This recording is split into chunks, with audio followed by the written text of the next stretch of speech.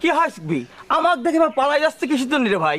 না ভাই পালায়া যায়নি, আসলে অন্য চিন্তায় ছিলাম তো, খেয়াল করিনি ভালো করে। ভালো হয়েছে, তোমার চিন্তা নেই, তুমি থাকো, কোনো সমস্যা নেই রে ভাই। আমার যে 5 মাসের কিস্তি বাইরে রয়েছে, এটা দিয়ে দাও।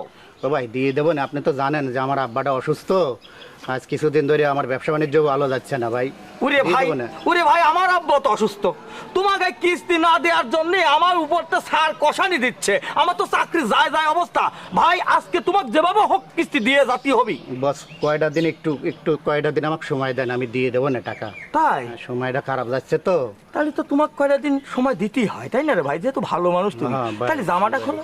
হ্যাঁ, ভাই। ওই কয়দিন আমি জামাটা পরবো। ভাই। আরে জামাটা খোলো তুমি, ভাই, কিসের ভাই, ভাই? ভাই, একটু- ওরে কিস্তি নেওয়ার সময় ভাই ভাই এই ভাই মান সম্মান চলে যাবে। কিসের মান? আমার মান সম্মান থাকতেছে না অফিসে। তুমি জামা খোলো, আগে জামা খোলো, খোলো। ভাই আরে একটু একটু অনুরোধ। ভাই